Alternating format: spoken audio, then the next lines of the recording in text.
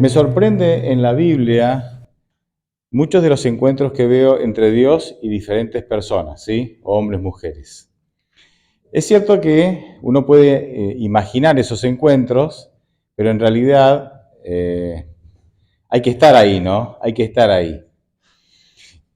¿Por qué les digo esto? Porque a veces yo leo estos encuentros entre Elías y Dios, Abraham y Dios y otras personas más, y yo digo, yo le hubiera hecho tantas preguntas a Dios y esta gente se limitó, no sé, a un par de cosas.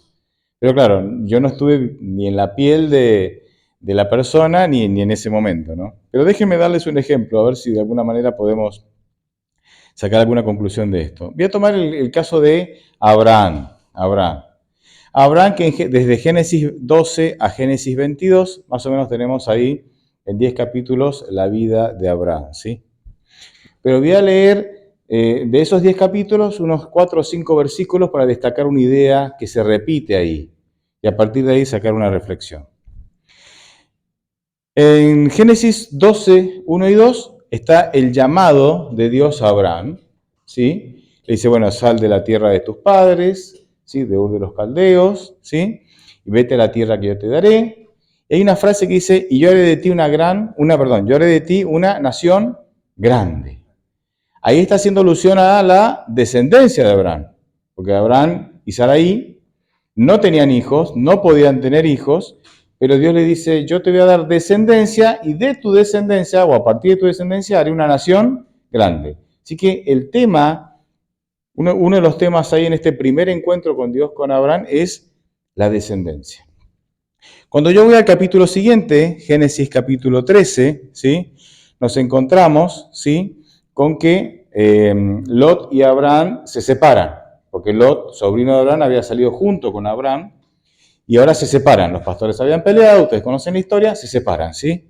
Y fíjense, en el momento de separarse, versículo 15, aquí Dios tiene un segundo encuentro con Abraham, y Dios le dice a Abraham, toda la tierra que ves, te la daré a ti y a tu descendencia para siempre. Y yo haré que tu descendencia sea como el polvo de la tierra. Si hay alguien que puede contar el polvo de la tierra, entonces también tu descendencia podrá ser contada. En este segundo encuentro, ¿cuál es el tema predominante? La descendencia, que se repite con el primer encuentro que tuvo Abraham con Dios. Si vamos al capítulo siguiente, se darán cuenta que esto es capítulo a capítulo, Génesis 15, ¿sí? Acá Abraham tiene un tercer encuentro con Dios, Y fíjense, versículos 2 y 3. Abraham respondió, ¿a quién? A Dios. Mi Señor y Dios, ¿qué puedes darme si no tengo hijos? ¿Cuál es el tema de este tercer encuentro? La descendencia, los hijos. Dice, el mayordomo de mi casa va a tener que heredar Eliezer, el mayordomo de mi casa. ¿Sí? Porque no tengo heredero, no tengo hijo. Este es el tema del tercer encuentro. Ahora, cuando vamos un capítulo después, capítulo 16, acá no hay un encuentro entre Dios y Abraham, pero hay una charla entre Sara, ¿sí? Y Sarai y Abraham. ¿Y cuál es el tema? El tema es la descendencia, porque acá le dice Sara a Abraham, a su esposo, dice, ya ves que el Señor me ha hecho estéril, así es que te ruego que te allegues a mi sierva, tal vez tendré hijos a través de ella. Así que el tema del capítulo 16, aunque Dios no interviene directamente, no hay un encuentro con Dios directo, el tema también es la descendencia, porque ese era el tema, era el gran desafío familiar que tenía esta familia, tener hijos. Si vamos a Génesis 17, aquí sí nos encontramos con el cuarto encuentro que Abraham tiene con Dios, y entonces Dios le dice, versículos 2 al 5, dice, yo restableceré mi pacto contigo y haré que te multipliques en gran manera. ¿De qué está hablando acá? De la descendencia, ¿sí? Versículo 4 dice, este es el pacto que hago contigo, tú serás padre de muchísima gente. Y entonces te voy a cambiar el nombre. En lugar de Abraham, Abraham, que significa padre de multitudes o de naciones o de muchísima gente. En este cuarto encuentro de Dios con Abraham, ¿cuál es el tema central? La descendencia, los hijos, que era la gran preocupación de Abraham y Sara, ¿sí? En Génesis 17, pero un poquito más abajo, versículo 15 al 17, el versículo 16 le dice, yo la bendeciré, ¿sí?, a Sara, y también te daré un hijo con ella. Así que el tema que se vuelve a repetir en este encuentro es la descendencia. O sea, ¿me entienden, no? En estos 5 encuentros que Dios tiene con Abraham, el tema es, dame hijos porque no tengo. Y Dios le contesta, yo te prometo que te voy a dar hijos. Y tu descendencia será tan grande como la arena del mar, como el polvo de la tierra, como las estrellas del cielo, etcétera, etcétera. ¿Sí? A ver, yo le habría preguntado tantas cosas a Dios, ¿no? Ahora, fíjense un detalle. Vamos al 18 ahora, Génesis 18, versículo 10. Uno de ellos, ¿quiénes son? Son estos 3 visitantes. En Génesis 18 visitan a Abraham 3 visitantes. Uno de ellos es, por la actitud que tiene Abraham hacia él, es un ser divino, ¿sí? Es una de las personas de la Trinidad. Uno de ellos dijo, ten por seguro que volveré a ti y conforme al tiempo de gestación, Sara, tu mujer, tendrá un hijo. ¿Cuánto tiempo había pasado desde Génesis 12 hasta Génesis 18? Génesis 12, Dios llama a Abraham y a Sara, hasta Génesis 18, en donde Dios le dice la fecha en que van a ser su hijo. Porque este versículo que le dice, de acá, esperando el tiempo de gestación, ¿cuánto es?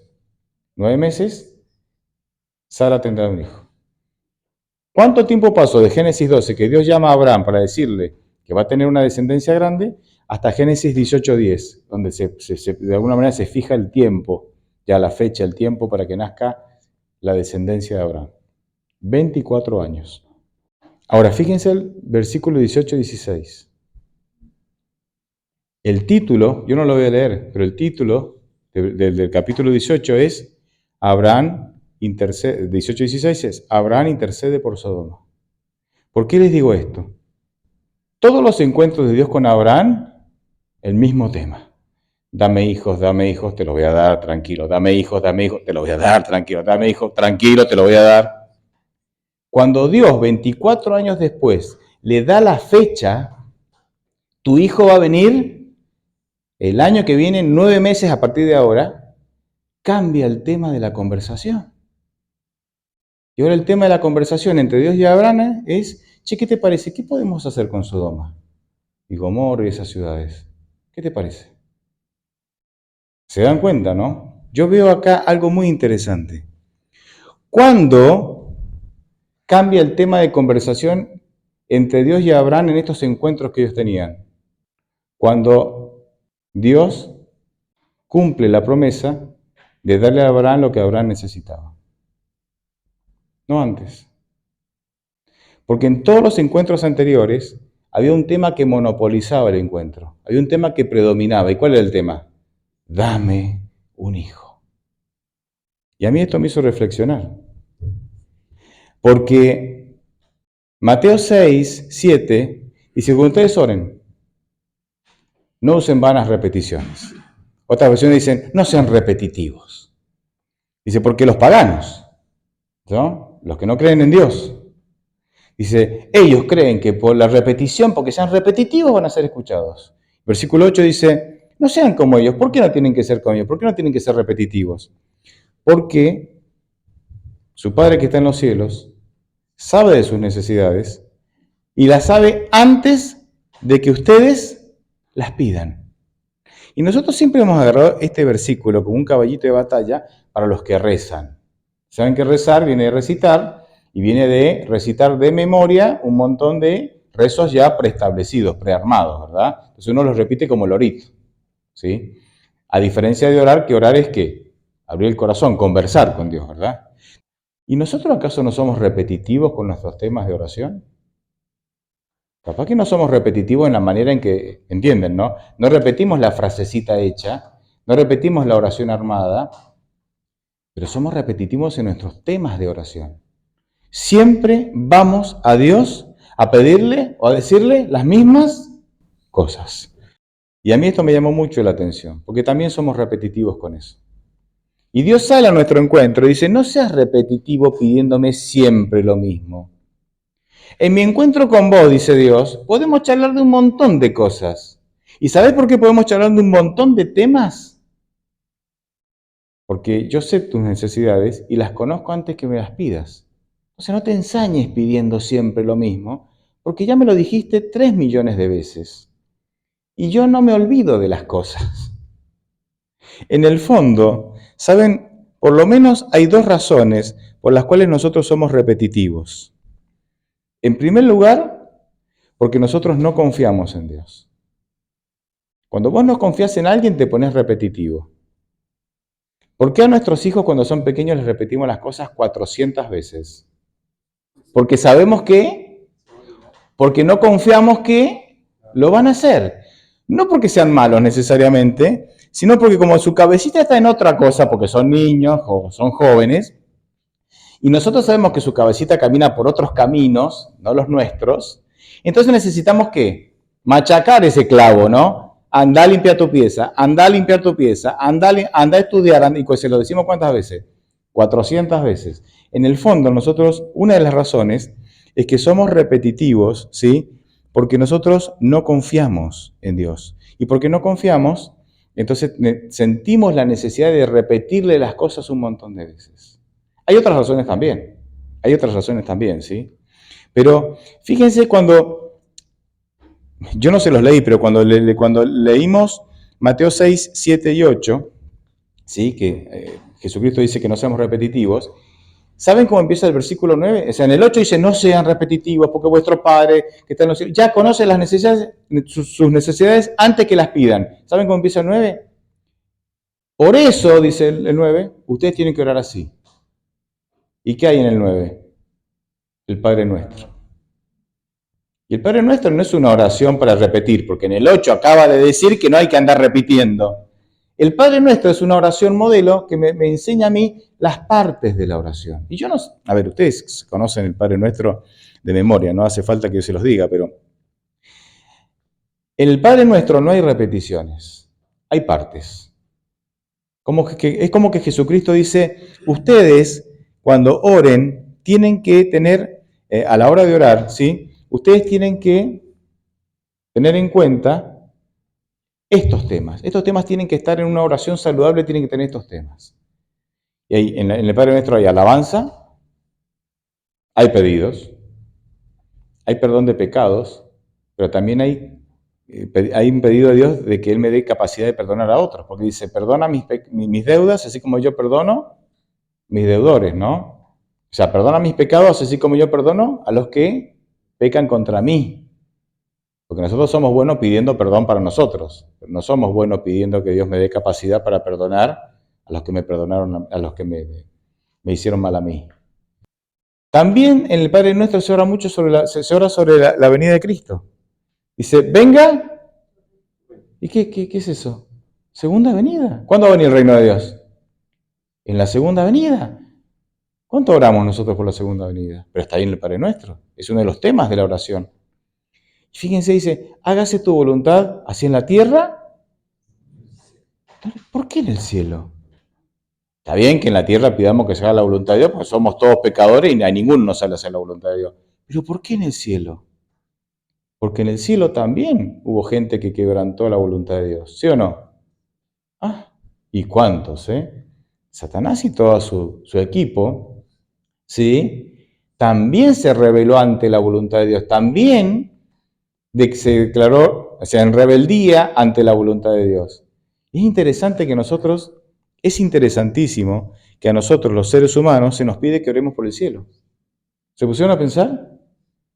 Jesucristo le dice a nosotros, seres humanos pecadores, miserables, que necesitamos desesperadamente de Dios, Dios le dice, chicos, a ustedes, mis hijos en la tierra, así defectuosos como son, oren para que en el cielo haya armonía.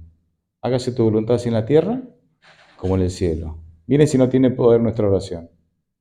Y a veces pensamos que nuestras oraciones no sirven para nada, no llegan, no pasan el techo.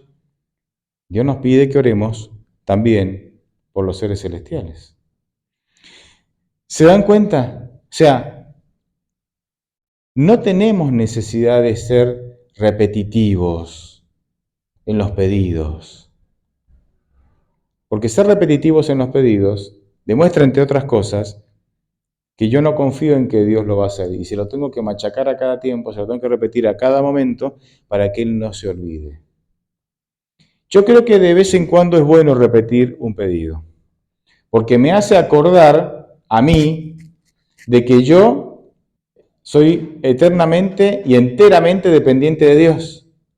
Señor, te lo estoy diciendo no para convencerte, ni para que te enteres, porque ya esto ya lo hemos charlado, pero te lo digo como un proceso a través del cual yo me vuelvo a reconocer dependiente de ti. Si no me ayudas, yo no puedo. Por eso de vez en cuando es bueno esto, ¿no? El problema es cuando todos los días nosotros machacamos el mismo clavo. Cuando todos los días estamos ahí, ¿sí? Hay una realidad, y Dios toma esa realidad que vivimos todos los seres humanos, creo yo todos los seres humanos, y lo convierte para bien. Dios tiene esa capacidad de convertir las cosas que no son de todo buenas, las convierte para bien. Y la realidad es que nuestras necesidades determinan nuestros encuentros con Dios. Repito, nuestras necesidades determinan nuestros encuentros con Dios. Esto lo vemos en todos o en muchos encuentros en la Biblia, encuentros de personas que se encontraron con Dios. La necesidad de Abraham de un hijo determinaba los encuentros con Dios, porque cada vez que se encontraba con Dios, ¿de qué hablaban? Del hijo. Y te vas a encontrar así, que cuando Dios se encuentra con alguien en la Biblia, las necesidades de esa persona determinan el tema de conversación. Yo no sé si esto es malo o bueno, yo creo que no es malo. Creo que puede ser no saludable si volvemos a lo que dije recién, si somos muy repetitivos con el mismo tema. Creo que eso hace que la oración deje de ser saludable. Pero Dios va a tomar esta realidad, y va a hacer lo siguiente. Vuelvo al caso de Abraham. ¿Cuál es el énfasis de Dios, de Abraham en sus oraciones? ¿Cuál es la gran necesidad de Abraham? La gran necesidad de Abraham es, quiero un hijo, quiero descendencia. Dios toma eso y fíjense, lo eleva para alcanzar un objetivo más elevado. Y Dios dice entonces, te voy a dar descendencia, no solamente porque es una necesidad que tenés, sino porque a través de tu descendencia, que es una necesidad que vos tenés, yo voy a cumplir con el propósito que tengo para tu vida. ¿Y cómo se vio esto en la vida de Abraham y de Sara? ¿Cómo se vio? Y que a través de Isaac se formó un pueblo que tenía por objetivo ser el pueblo que evangelizara a todos los otros pueblos con el conocimiento del verdadero Dios. ¿Se dan cuenta? Dios tomó la necesidad de Abraham de tener descendencia y a través de esa necesidad va a cumplir con los propósitos que Dios tenía para Abraham y Sara. O sea, Dios no se queda con tus necesidades temporales nada más. Dios va a aprovechar tus necesidades temporales y convertirlas y elevarlas e incluirlas en un proyecto que puede hacer para que se cumplan propósitos mucho más nobles, muchos más elevados. Y esa es la grandeza de Dios. Que no es que Dios dice, hasta que no cambies la manera de orar, yo no te voy a escuchar. Dios me anima a no ser repetitivo. Pero si yo insisto en ser repetitivo, Dios que nunca nos abandona, Dios que siempre nos ama y Dios que transforma las cosas malas en buenas y las buenas en mejores, va a tomar ese tema que tanto me preocupa y porque me preocupa tanto, tanto se lo repito a Dios para cumplir un propósito superior y no quedarme solo con lo temporal. Porque yo no sé en la vida de Abraham qué era más importante, no sé. ¿Abraham se conformaba con el hijo temporal? ¿O Abraham, además del hijo temporal, veía en su hijo la obra de Dios que se iba a desarrollar por medio de su descendencia, de su hijo? ¿Me entienden? Uno puede tener una mirada corta, quiero tener un hijo, en el caso de Abraham, ¿no? O puede tener una mirada más amplia. Sí, quiero tener un hijo, pero mi hijo será el instrumento que Dios use para que su obra sea mundial. Y yo te invito, y tal vez ese es el tema de la conclusión. El tema de la conclusión es, ¿Por qué no oramos a Dios y le decimos, Señor, yo tengo necesidades temporales? Son reales, están ahí. Vos las tenés, yo también, ¿o no? Todos tenemos. Físicas, emocionales, económicas, espirituales, todas las tenemos. Señor, quiero tener una mirada amplia, que podamos en nuestras oraciones decir, quiero tener una mirada amplia. No quiero hablar solo por estas necesidades temporales. Quiero que estas necesidades temporales me ayuden a mí a tener una mejor experiencia contigo. Entonces, cuando yo hago eso, salgo de la esfera temporal para irme a una esfera mucho más amplia. La necesidad fue solo un instrumento para entrar en una esfera mucho más amplia en mi conocimiento y en mi relación con ¿quién? Con Dios. Porque si no hacemos eso, Dios es solamente una especie de Papá Noel o genio de Aladino, ¿sí? Que me cumpla los deseos y si te vi, no me acuerdo, ¿hasta cuándo? Hasta la próxima vez que tenga necesidades. Es como una relación, ¿me entiende, no? Una relación chata, una relación baja, rastrera. Y Dios dice, ya sé que tenés necesidades, pero usa esas necesidades como un instrumento para elevarte a la presencia de Dios y que nuestra relación con Dios crezca, ¿no? Sea grande. Porque finalmente, hermanos, ¿qué nos lleva al cielo? La relación. Cuando Juan 17:3 dice, esta es la vida eterna, que te conozcan a ti, único Dios verdadero de Jesucristo a quien has enviado, está diciendo que la vida eterna viene a través de un paquete relacional. La vida eterna es que te conozcan. Relación.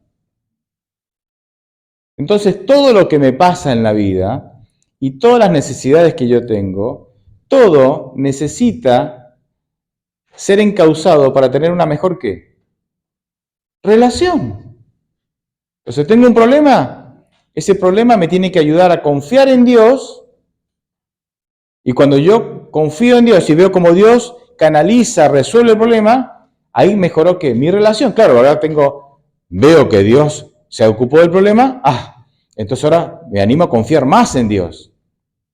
Me animo a tener una relación más profunda, una fe más profunda. ¿Por qué? Porque Él se ocupó del problema. Entonces no me quedo en la esfera del problema. El problema fue un instrumento para que mi fe crezca, para que mi confianza crezca. Y así con cada cosa que nos pasa. ¿Cuáles son tus necesidades? No te quedes ahí, no nos quedemos en la esfera de la necesidad. Vayamos mucho más allá, mucho más allá. Porque no tiene sentido ensañarnos con las necesidades. Mateo 6:8 lo leímos. Dios ya las conoce y las conoce antes que las pidan. Entonces, ¿por qué? ¿Por qué ensañarnos con Dios en nuestras oraciones, haciendo de las necesidades el centro de la oración, cuando Dios ya las conoce? Cuando Dios ya las conoce. Orábamos otra vez hace un tiempo, ¿no? En la iglesia, estábamos por almorzar en la iglesia, ¿no? El sábado después del sermón, estábamos por almorzar en la iglesia. Y una hermana que yo la conozco bien hace muchos años, le dicen, y se había hecho tarde, ¿no? Se había estirado todo, todos teníamos hambre y había que comer, ¿no? Ya se había servido la mesa y entonces le dicen a esta hermana, dice, ore por los alimentos y comemos. Y esto seguramente te pasó o lo escuchaste. Dice, Señor, tú lo sabes todo. Amén. ¿Y qué hicimos? Comimos. ¿Me entienden? Medio que aguantamos la risa, ¿no? Porque, ¿no? Como diciendo, pero ¿es verdad o no es verdad? Es verdad. Es verdad. Tú lo sabes todo. Y si lo sabes todo, entonces ahora cuando me encuentre contigo en oración, no me voy a dedicar la mayor parte del tiempo a las necesidades. Si ya las sabes, charlemos de otra cosa. Charlemos de otra cosa. Yo me imagino, yo sé que tengo una imaginación grande, ¿no? Yo me imagino un día, mira, te levantás a las 5 de la mañana a orar, como hacen todos ustedes, ¿verdad? Amén, amén, amén, listo.